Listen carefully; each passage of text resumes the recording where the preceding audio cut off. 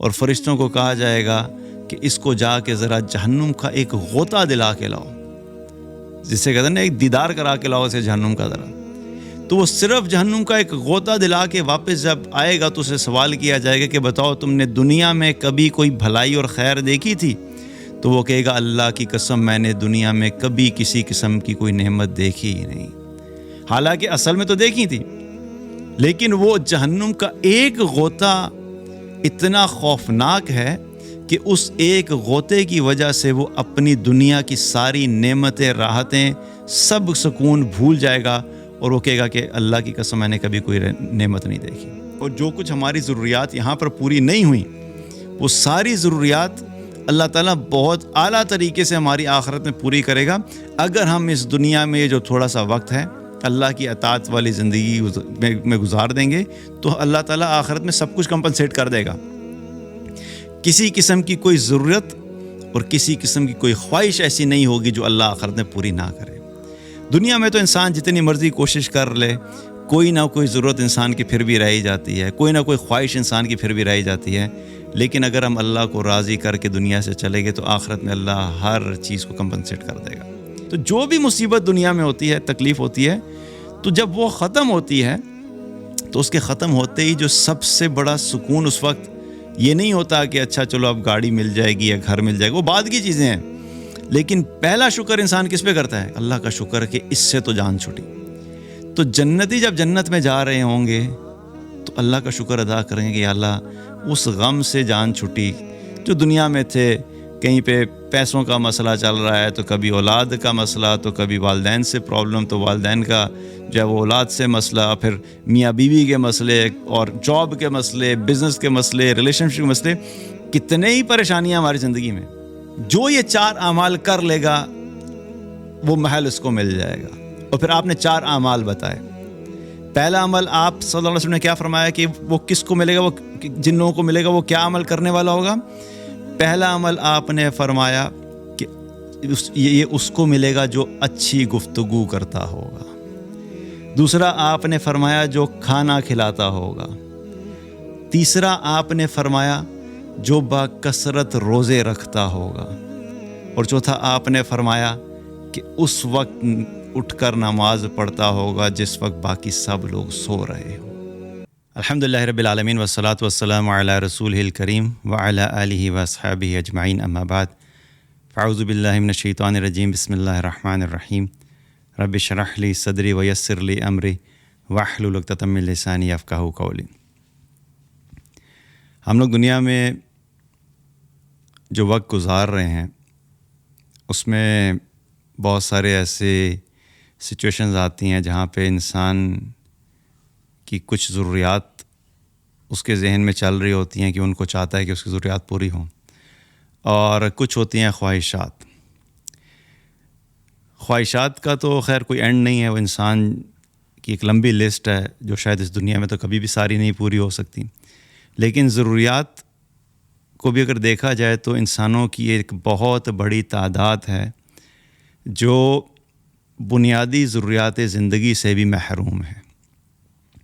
اور جب انسان کی زندگی میں بیسک جو نیسیسٹیز ہوتی ہیں، جو ضروریات ہوتی ہیں، وہ اگر پوری نہیں ہو رہی ہوں تو انسان بہت زیادہ فرسٹریٹ ہوتا ہے. اس پہ غم، پریشانی، خوف، نا امیدی کی کیفیت اس پہ آنا شروع ہو جاتی ہے. اور بہت سے ایسے لوگ جو مسلمان نہیں ہیں، جب ان کی زندگی میں ایسے حالات آتے ہیں تو ان سے دنیا میں رہتے ہوئے یہ چیز ہینڈل نہیں ہو پاتی، اور پھر بہت سے ان میں سے ڈپریشن میں چلے جاتے ہیں، انگزائٹی کا شکار ہو جاتے ہیں، اور کئی ایسے ایکسٹریم میں چلے جاتے ہیں کہ جو پھر الٹیمیٹلی سوسائڈ کر لیتے ہیں.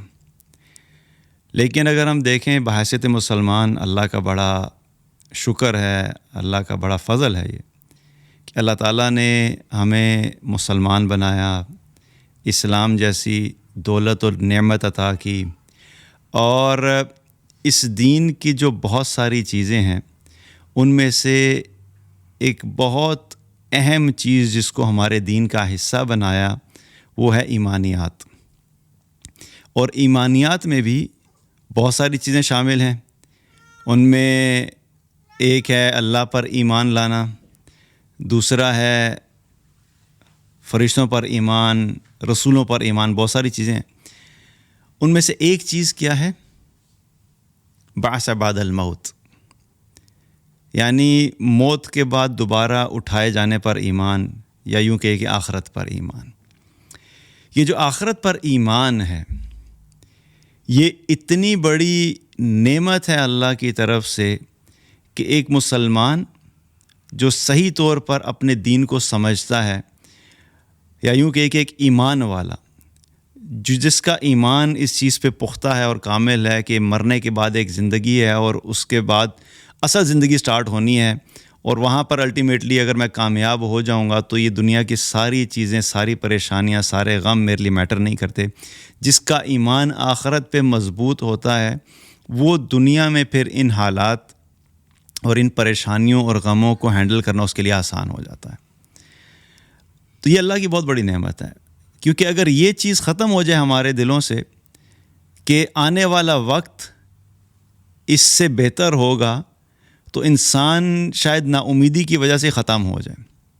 اس کی مثال ایسے ہی ہے کہ اگر کسی شخص کو دنیا میں اس نے کوئی غلطی کی، کوئی جرم کیا، اور ہے وہ اچھا ویل آف بندہ تھا، بہت اچھا عالی شان اس کا گھر تھا، لیکن بہرحال اس سے کوئی غلطی ہوئی اور اس نے جو جرم کیا، اس جرم کے بدلے میں اس کو جیل میں سزا سنا دی گئی، اور اس کو 20 سال کی سزا سنائی جائے، اور اس کو کہا جائے کہ 10 سال آپ کو اس جیل میں رکھیں گے اور 10 سال ایک اور جیل میں رکھیں گے۔ اب جس جیل میں وہ رہ رہا ہے 10 سال اپنے گزار رہا ہے، اور اس کو یہ کہا جائے کہ یہ جس جیل میں آپ گزار رہے ہیں 10 سال، اس کے بعد جو اگلے 10 سال آپ نے جس جیل میں گزارنے ہیں وہ اس جیل سے بھی زیادہ برے حالات ہوں گے۔ یہاں تو آپ کو کھانا پینا ٹائم پہ مل رہا ہے، گرمی ہے تو پنکھا چل رہا ہے، اور سردی ہے تو تھوڑا بہت ہیٹر چلا دیتے ہیں تاکہ آپ ذرا جو ہے وہ بیسک ضروریات آپ کی چلتی رہیں۔ لیکن اگلا جیل جو ہے نا، وہاں پہ آپ کو اس میں سے کچھ بھی نہیں ملنا۔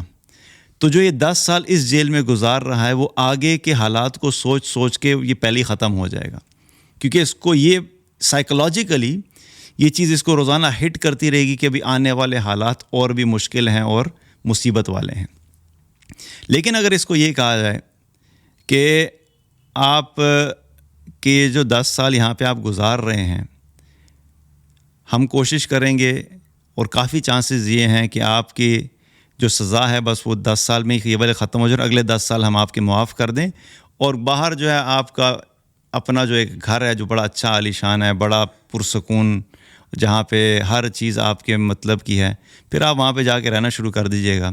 تو جب اس کو یہ بتایا جائے گا کہ 10 سال کے بعد آنے والا وقت یا وہ جگہ میرے لیے اس جگہ سے بہت بہتر ہے، تو سائیکولوجیکلی بھی وہ کیا ہوگا کہ وہ اس آنے والے وقت، اچھے وقت کی امید میں اس کے لیے 10 سال گزارنا اتنا مشکل نہیں ہوں گے۔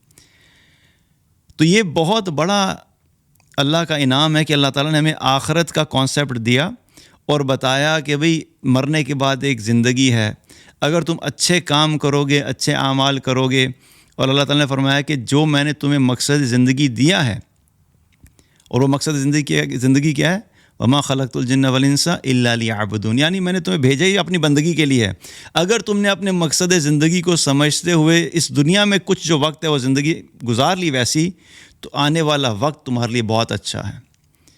لیکن اگر دنیا میں رہتے ہوئے تم اپنے مقصد زندگی سے غافل ہوئے اور تم نے اللہ کی نافرمانی والی زندگی گزاری، اپنی خواہشات کی پیروی کی، اپنی مرضی کی، اور حلال حرام کی تمیز نہیں رکھی، اور اپنی منمانی زندگی گزار کے چلے گئے، تو پھر یاد رکھو کہ آنے والا وقت تمہارے لیے بڑا خطرناک اور بڑا خوفناک ہے۔ تو جب انسان مشکل میں ہوتا ہے اور اس کو یہ یقین ہو جائے کہ آنے والا وقت میرے لیے بہتر ہوگا، تو اس کے لیے دنیا کی مشکلات اور مصیبتیں آسان ہو جاتی ہیں۔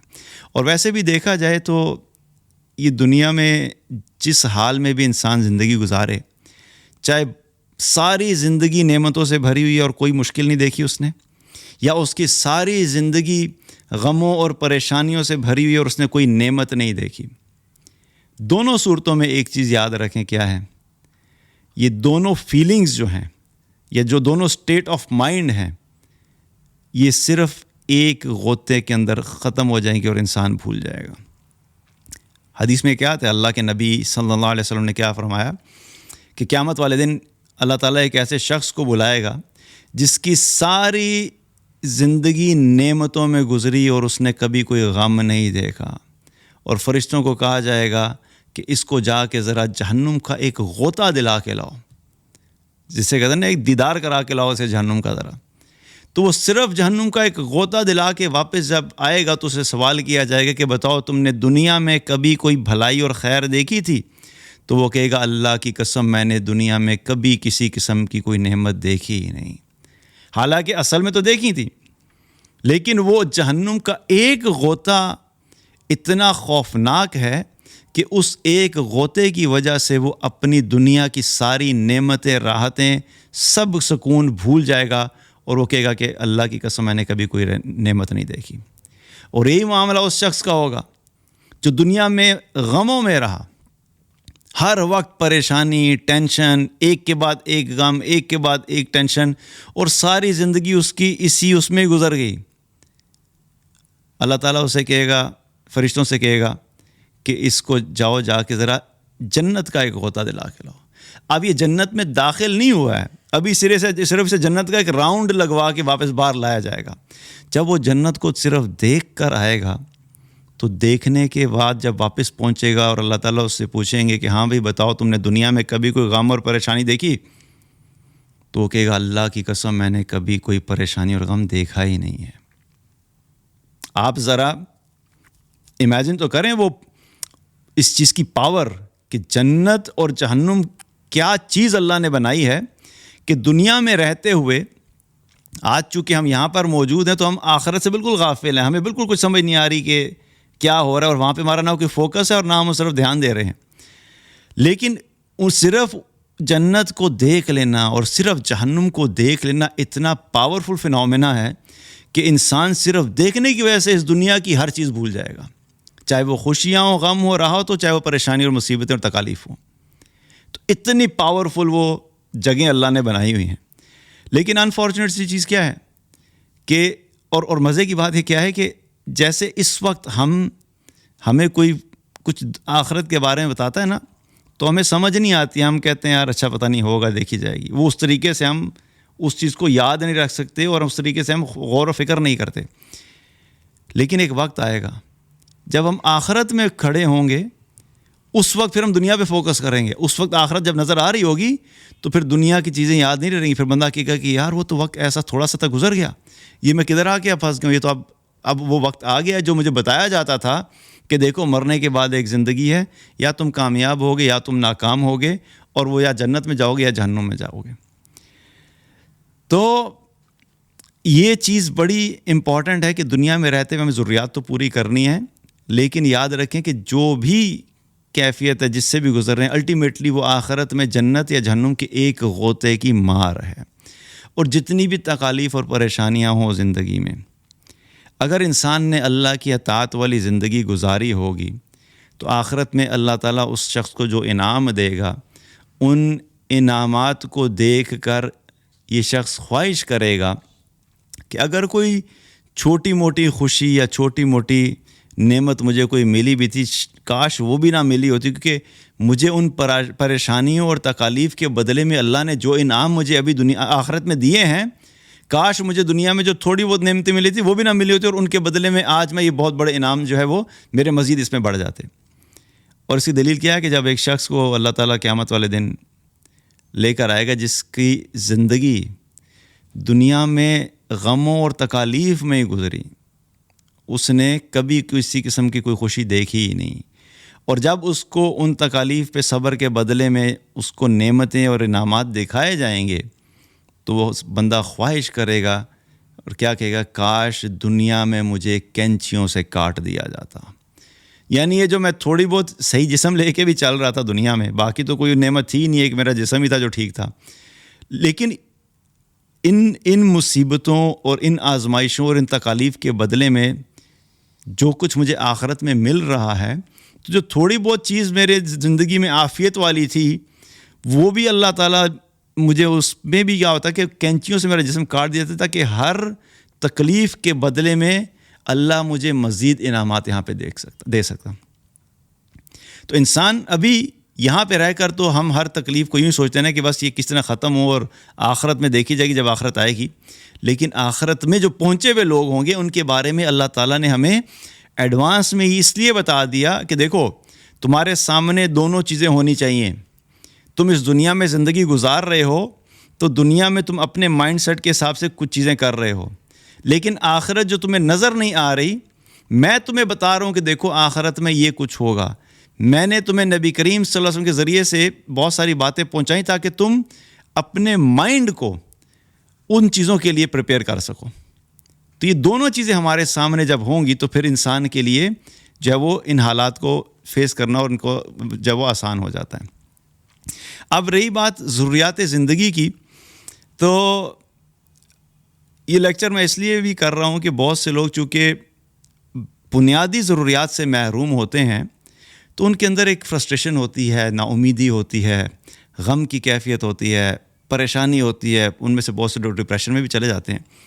لیکن اگر ہم چند چیزوں کو سوچ لیں, یہ جو ایک بلیسنگ میں بتا رہا ہوں کہ آخرت کے بارے میں سوچیں کہ الحمدللہ اللہ نے آخرت بنائی ہے, اور ہم اگر یہ سوچ لیں کہ اللہ نے ہمارے لیے وہاں پر جو کچھ انعامات رکھے ہیں اور جو کچھ ہماری ضروریات یہاں پر پوری نہیں ہوئیں, وہ ساری ضروریات اللہ تعالیٰ بہت اعلیٰ طریقے سے ہماری آخرت میں پوری کرے گا اگر ہم اس دنیا میں جو تھوڑا سا وقت ہے اللہ کی اطاعت والی زندگی میں گزار دیں گے. تو اللہ تعالیٰ آخرت میں سب کچھ کمپنسیٹ کر دے گا. کسی قسم کی کوئی ضرورت اور کسی قسم کی کوئی خواہش ایسی نہیں ہوگی جو اللہ آخرت میں پوری نہ کرے. دنیا میں تو انسان جتنی مرضی کوشش کر لے, کوئی نہ کوئی ضرورت انسان کی پھر بھی رہ جاتی ہے, کوئی نہ کوئی خواہش انسان کی پھر بھی رہ جاتی ہے. لیکن اگر ہم اللہ کو راضی کر کے دنیا سے چلے گئے تو آخرت میں اللہ ہر چیز کو کمپنسیٹ کر دے گا. اب اگر ہم ضروریات زندگی میں سے دیکھیں تو اس دنیا میں زندگی گزارنے کے لیے ہمیں کوئی بہت لمبی چوڑی ضروریات کی لسٹ نہیں ہے. لمبی لسٹ ہمیشہ خواہشات کی ہوتی ہے, ضروریات کی لسٹ بہت لمیٹڈ سی ہے, محدود سی ہے, اور بھی سب پہ بات ہو بھی نہیں سکتی. لیکن چند کے بارے میں بات کروں گا تاکہ ہمارے ذہنوں میں اللہ تعالیٰ ڈال دے کہ ہم آخرت سے کو ریلیٹ کر کے اس دنیا میں ایک اچھی زندگی گزار سکیں. انسان کی ضروریات میں سے بنیادی ضرورت کیا ہوتی ہے کہ انسان یہ چاہتا ہے کہ اس دنیا میں رہتے ہوئے میں پرامن زندگی گزاروں, پرسکون زندگی گزاروں, جس میں کوئی غم نہ ہو, کوئی خوف نہ ہو, کوئی پریشانی نہ ہو. یہ ہماری ضرورت ہے کہ ہم ہر وقت ضروریات, ہم جب غموں سے نجات والی زندگی ہو, مطلب کبھی کبھی غم تو ٹھیک ہے لیکن ہر وقت غم نہ ہو, ایک امن والی زندگی ہو, غموں سے جو ہے وہ پاک زندگی ہو اور منیمم غموں کے ساتھ زندگی ہو. تو جنتی جب جنت میں داخل ہوں گے تو بہت ساری دعاؤں کا ذکر آتا ہے. جنت میں داخل ہونے کے بعد وہ دعا کریں گے. ایک دعا جب وہ جنت میں داخل ہو رہے ہوں گے تو وہ کیا دعا کریں گے؟ الحمدللہ الذی اذھب عنا الحزن. شکر ہے اس اللہ کا جس نے ہمیں اس غم سے نجات دلائی.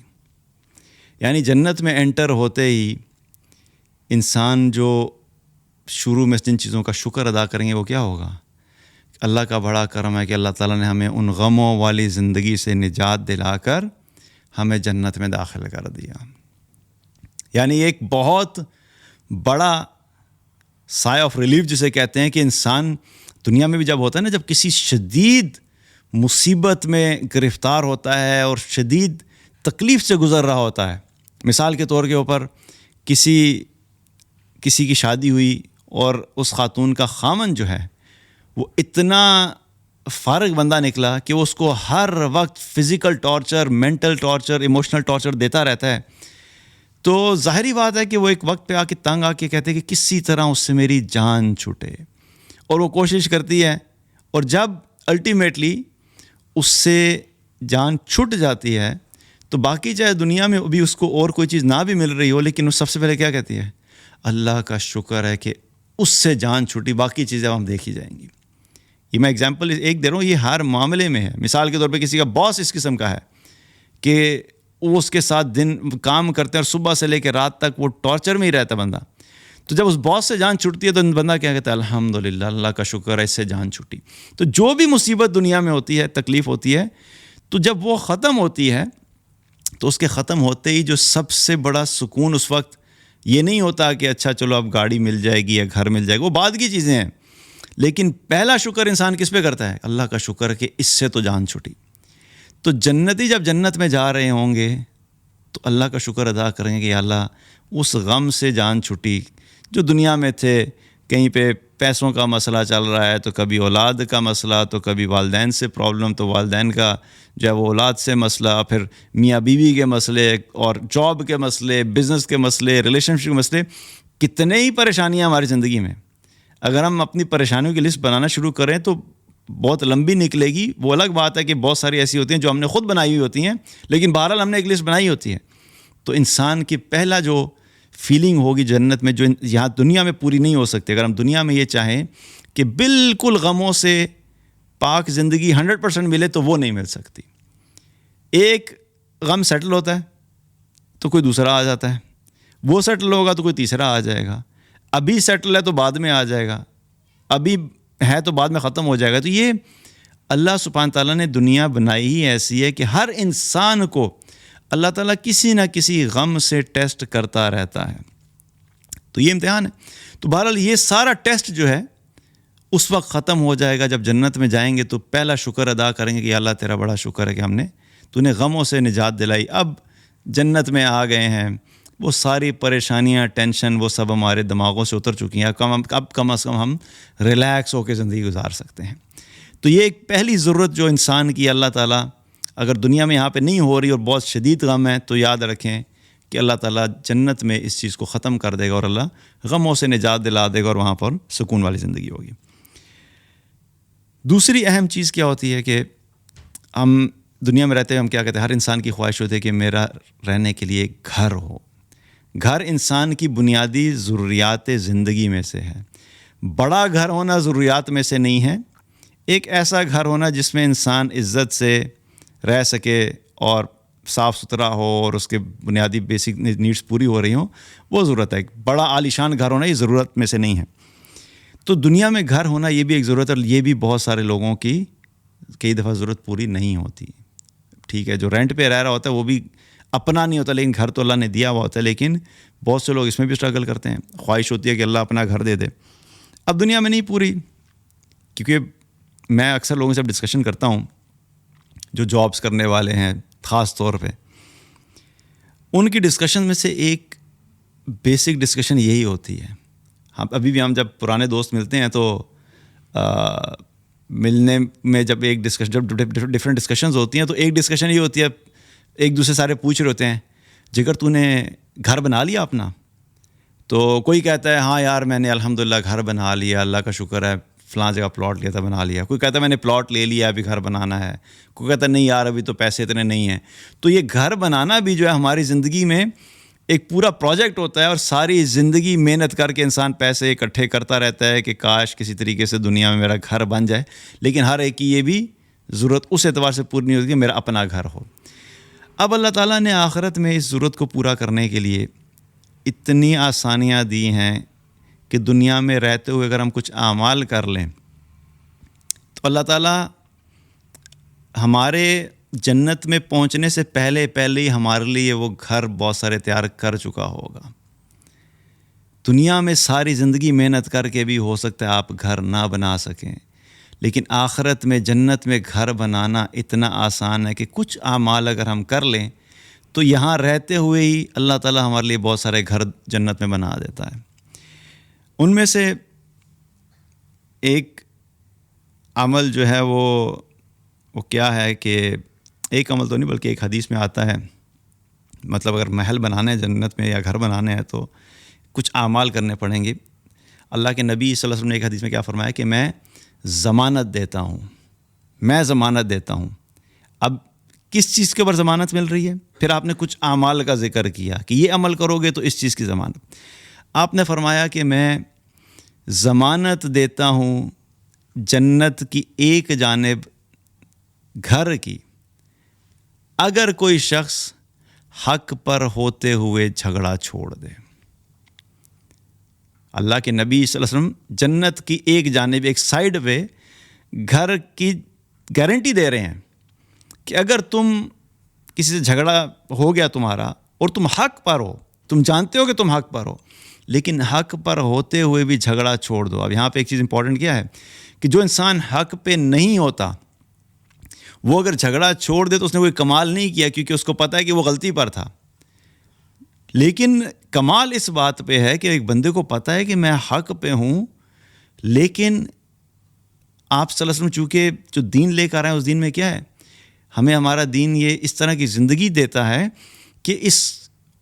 کہ ہم اعمال ایسے کریں اور زندگی ایسے گزاریں کہ فتنہ فساد نہیں ہو، ہر ممکن کوشش کی جائے کہ جو فساد ہے اس سے بچا جائے۔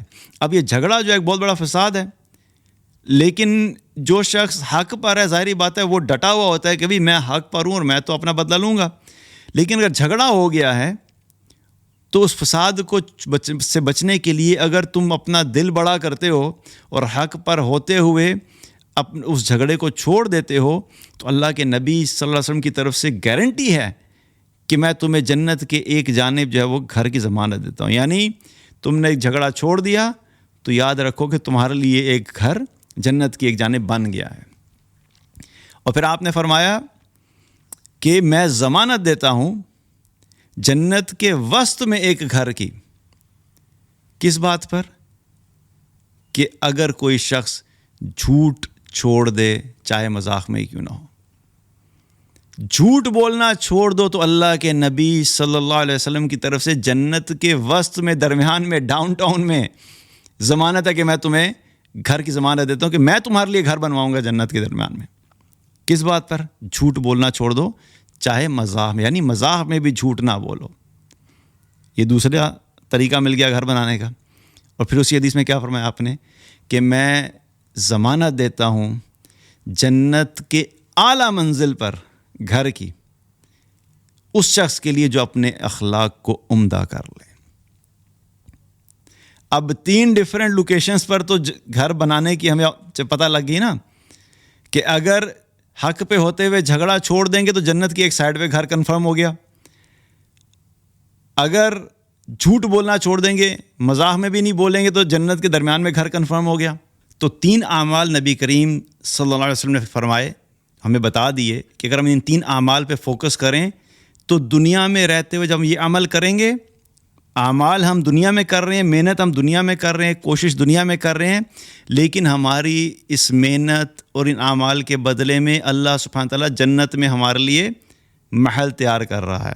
اب ایک سوال یہ ہو سکتا ہے کہ کوئی شخص یہ سوچے کہ بھائی اگر میں یہ اعمال جو ہے مطلب مثال کے طور پہ اگر ہم پہلا حصہ لیں حدیث کا کہ جو شخص حق پہ ہوتے ہوئے بھی جھگڑا چھوڑ دے، آپ کو یہ سوچ سکتا ہے کہ بھی اگر میرا زندگی میں کوئی 10 جھگڑے ہوئے ہیں اور 10 کی 10 دفعہ میں حق پہ تھا اور میں نے 10 دفعہ اگر جھگڑا چھوڑ دیا تو اس کا مطلب ہے مجھے 10 محل بنیں گے میرے لیے؟ تو اس کا جواب ہے بالکل 10 محل بنیں گے۔ آپ 100 دفعہ جھگڑا چھوڑیں، آپ 1000 دفعہ جھگڑا چھوڑیں، اللہ کے خزانوں میں کسی قسم کی کوئی کمی نہیں ہے۔ ہم اپنے دنیا کے ریسورسز کے حساب سے سوچ رہے ہوتے ہیں، اسی لیے ہمیں ہر چیز میں لمیٹیشن نظر آتی ہے کہ یار اتنا محنت کر کے میکسیمم ایک ہی گھر بنے گا نا، لیکن اللہ سبحانہ تعالیٰ کے خزانوں میں کسی قسم کی کوئی کمی نہیں ہے۔ وہ ہمارے لیے 1000 تیار کرے تو 1000 تیار کر سکتا ہے۔ اسی طریقے سے ایک اور عمل، ایک اور حدیث جس میں نبی کریم صلی اللہ علیہ وسلم نے ایک مرتبہ صحابہ کو بتایا کہ جنت میں ایک محل ہے، وہ ایسا محل ہے کہ جس میں باہر سے دیکھو تو اندر نظر آتا ہے اور اگر اندر سے دیکھو تو باہر نظر آتا ہے۔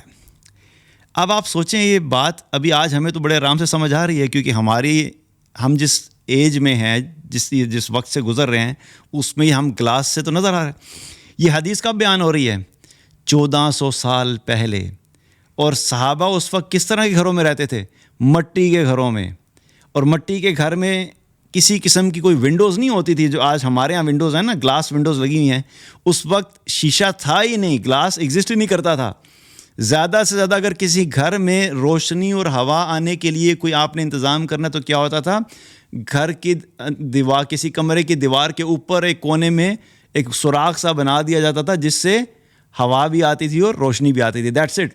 شیشے کا کانسیپٹ نہیں تھا. آپ سوچیں کہ اللہ کے نبی صلی اللہ علیہ وسلم 1400 سال پہلے بتا رہے ہیں کہ ایسے محل ہوں گے جنت میں کہ جن کے اندر سے دیکھو تو باہر نظر آئے گا اور باہر سے دیکھو تو اندر نظر آئے گا. اب آپ ذرا دنیا میں دیکھیں تو ہوتا کیا ہے کہ اگر کسی جگہ پہ اب دیکھا جائے تو کسی بھی بڑے بڑے بلینئرز ہوتے ہیں انہوں نے مختلف گھر بنائے ہوتے ہیں. تو کچھ کیا کرتے ہیں کہ ماؤنٹین ایریاز میں جا کے ٹاپ کے اوپر اپنا ایک گھر بنا لیں گے. تو اس میں کیا کرتے ہیں کہ وہ باہر کا جو ویو ہوتا ہے تو کیا رکھتے ہیں, وہ گلاس رکھتے ہیں, تاکہ گلاس بنواتے ہیں تاکہ ہم اندر بھی بیٹھے ہوں تو ہمیں باہر سے ایک خوبصورت ویو نظر آتا رہے اور ہم اس کو انجوائے کریں. انسان اب یہ اس لیول تک پہنچ چکا ہے. تو اب تو ہمیں یہ حدیث سمجھنے میں کوئی مشکل نہیں ہونی چاہیے. تو اللہ کے نبی صلی اللہ علیہ وسلم کیا فرما رہے ہیں کہ ایسے محل ہوں گے جو اندر سے دیکھو گے تو باہر نظر آئے گا اور باہر سے دیکھو تو اندر نظر آئے گا. تو ایک صحابی نے عرض کی کہ یا رسول اللہ وہ محل کس کو ملے گا؟ ظاہری بات ہے بڑی اسپیشل چیز ہے, تو وہ کس کا ہوگا اور کس کو ملے گا؟ اب اگین ہمارے دین کی بڑی خوبصورتی ہے کہ اگر اس محل کی دنیاوی مال کے حساب سے قیمت بتا دی جاتی کہ ہاں بھائی اس کو ملے گا جس کے پاس $10 ملین ہوں گے, ٹھیک ہے, تو اس کو ملے گا, تو سارے غریب بیچارے تو دوبارہ مایوس ہو جاتے کہ بھائی $10 ملین کس کے پاس آئے, چھوڑو خلی ولی. لیکن ہمارا دین اتنا خوبصورت ہے کہ یہ محل ہر انسان بنا سکتا ہے اگر وہ 4 اعمال کر لے. وہ 4 اعمال غریب کرے گا, ریڑھی والا کرے گا, ایک کمپنی میں گارڈ ہے, اسسٹنٹ مینیجر ہے, کمپنی کا CEO ہے, کسی ملک کا بادشاہ ہے, کوئی لمٹ نہیں, کوئی بھی کر سکتا ہے. جو یہ 4 اعمال کر لے گا وہ محل اس کو مل جائے گا. اور پھر آپ نے 4 اعمال بتائے. پہلا عمل آپ صلی اللہ علیہ وسلم نے کیا فرمایا کہ وہ کس کو ملے گا, وہ جن لوگوں کو ملے گا وہ کیا عمل کرنے والا ہوگا؟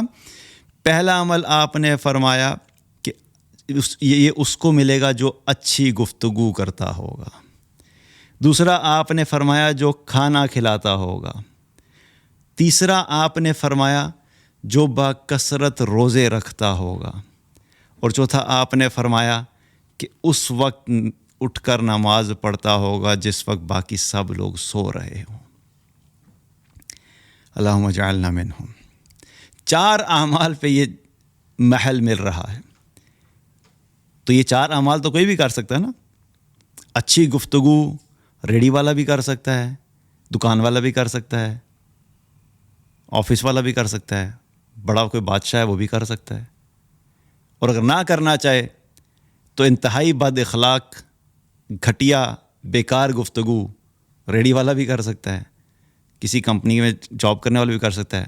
آپ کی چوائس ہے, یہ ہم پہ چھوڑ دیا. ہاں محل چاہیے تو یہ کر لو, اچھی اپنی گفتگو اچھی کر لو, عمدہ کر لو, نرمی سے بات کیا کرو, اچھے طریقے سے بات کیا کرو, خیر کی بات کیا کرو, بھلائی کی بات کیا کرو, دلوں کو جوڑنے والی بات کیا کرو, دلوں کو نرم کرنے والی بات کیا کرو, محبت پھیلانے والی بات کیا کرو, انصاف کی بات کیا کرو. یہ ساری اچھی گفتگو ہے.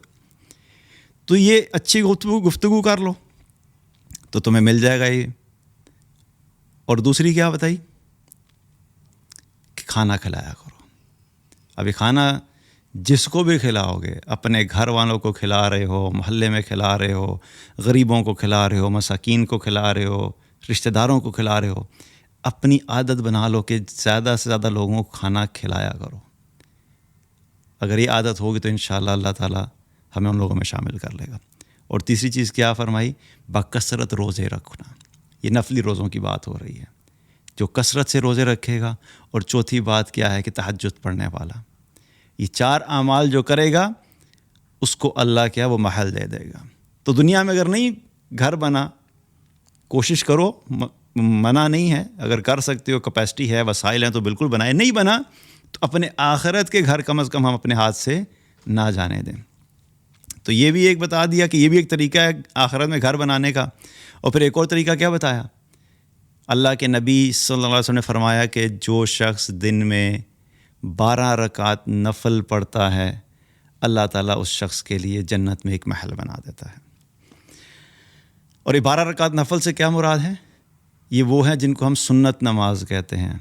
2 رکعت فجر کی سنت، 4 رکعت ظہر سے پہلے کی سنت، 2 رکعت ظہر سے بعد کی سنت، پھر 2 رکعت مغرب کے بعد کی سنت اور 2 رکعت عشاء کے بعد کی سنت. اب ان میں اگر دیکھا جائے تو یہ جو 2 سنتیں ہیں نا، یہ پھر بھی ہم میں سے اکثر لوگ پڑھ لیتے ہیں. مثال کے طور پہ ظہر کے بعد فجر کی 2 سنت ریگولر ہیں، ویسے بھی فجر کی 2 سنت کی بہت زیادہ فضیلت ہے. ظہر کے بعد کی 2 سنت بھی نماز کے فوراً بعد اکثر لوگ پڑھ لیتے ہیں. مغرب کے بعد کی 2 سنت یہ بھی پڑھ لی جاتی ہے. عشاء کے بعد کی 2 سنت یہ بھی پڑھ لیتے ہیں.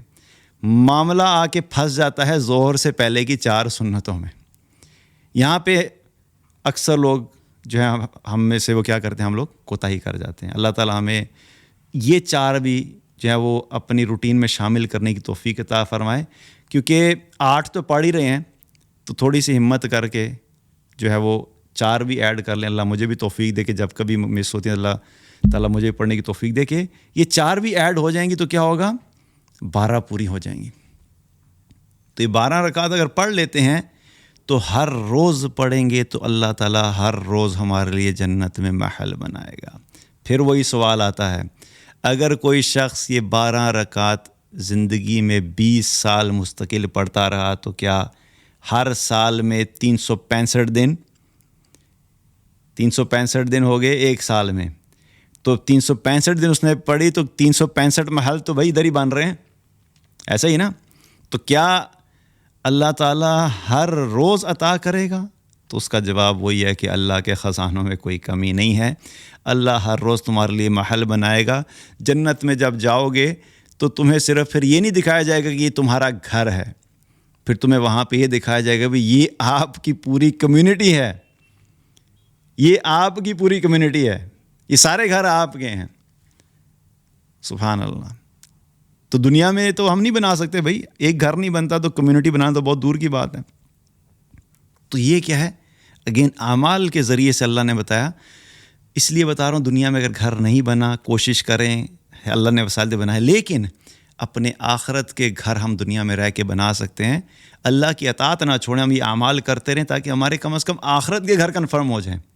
بڑا بد نصیب انسان ہوگا وہ شخص کہ جو دنیا میں بھی محروم رہ گیا اور آخرت میں بھی محروم رہ گیا.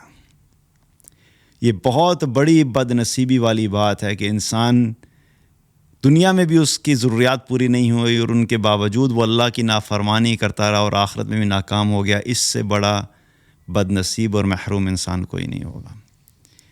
کیونکہ کچھ ایسے لوگ ہوتے ہیں کہ جو دنیا میں عیشی کر لیتے ہیں، دنیا میں ساری خواہشات پوری ہوگی، اللہ کی نافرمانی والی زندگی گزاری، لیکن آخرت میں وہ پکڑ ہو جائے گی. اور بد نصیب لوگ وہ بھی ہیں کہ جو آخرت میں محروم رہ گئے.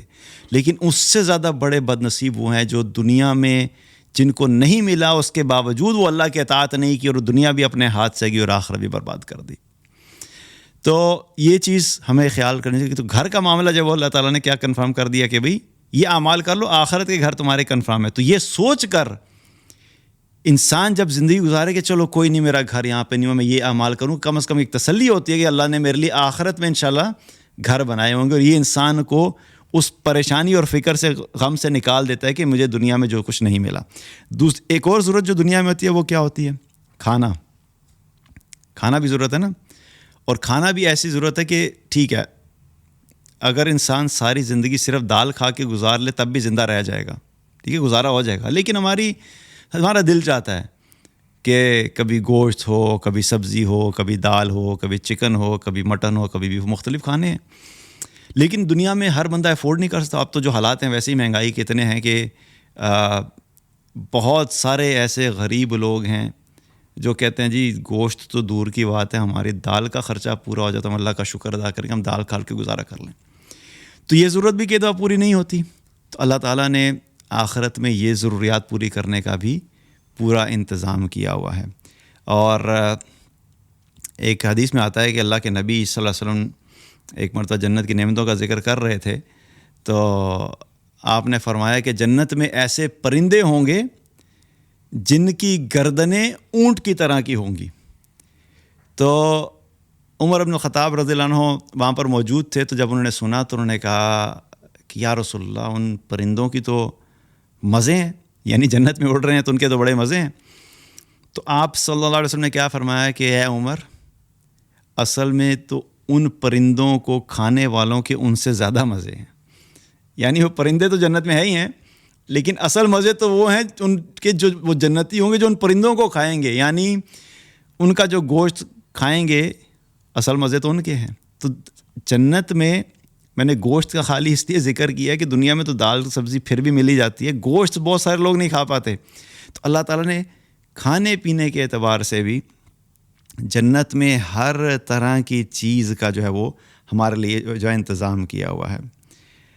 اور اسی طریقے سے اب اگین کھانے پینے سے بہت ساری نعمتیں ہیں، ابھی اتنا ٹائم نہیں ہے، لیکن میں صرف بیسک اس لیے بتا رہا ہوں کہ ایک ایک چیز کو ایڈریس کر رہا ہوں کہ یہ سب اللہ نے ہمارے لیے رکھی ہیں، اگر دنیا میں نہیں ملتا۔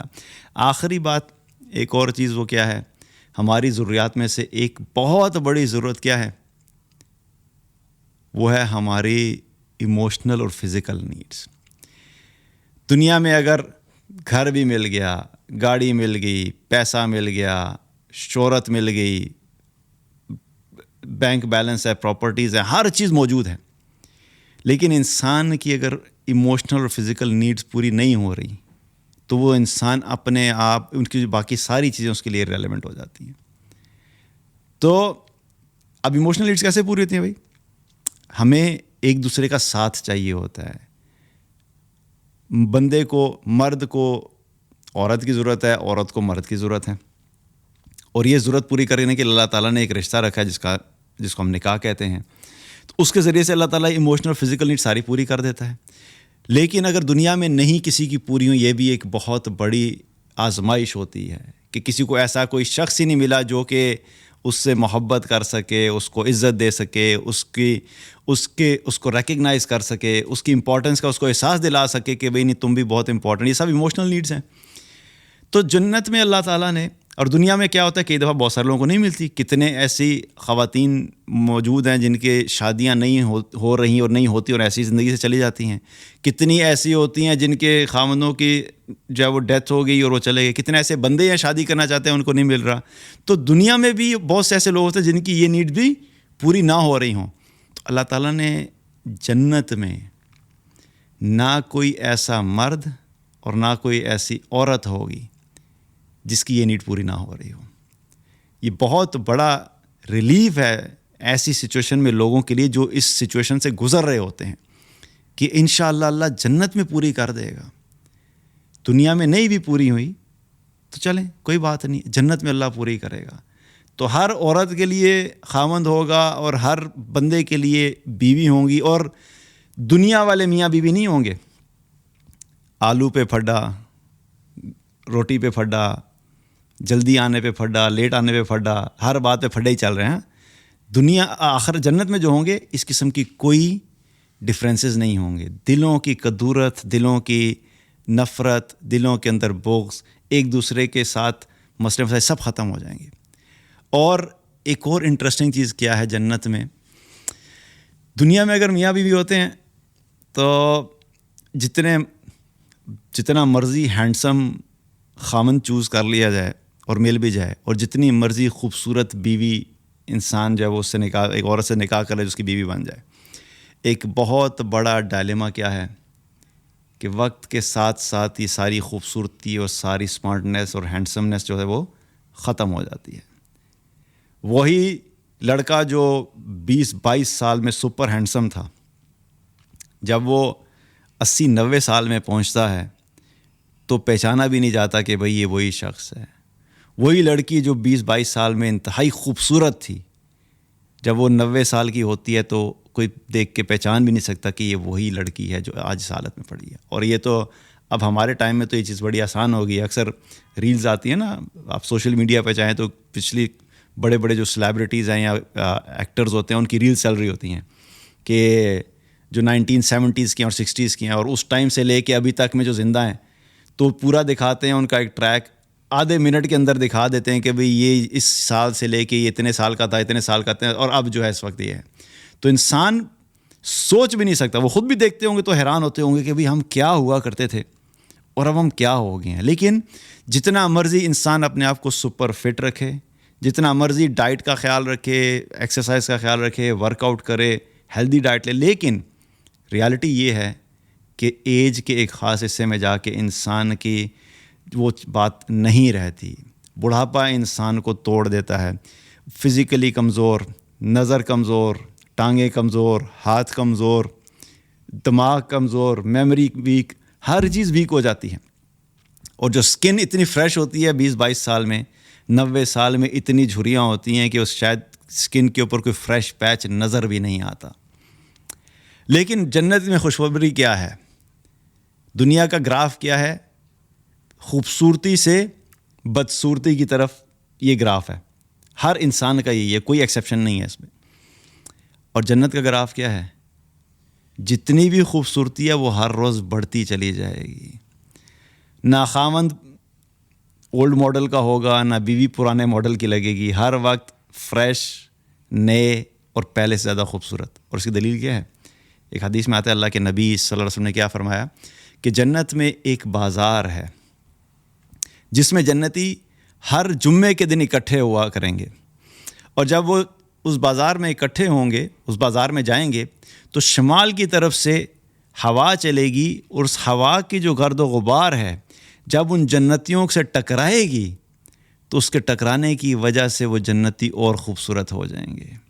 ان کا حسن و جمال بڑھ جائے گا.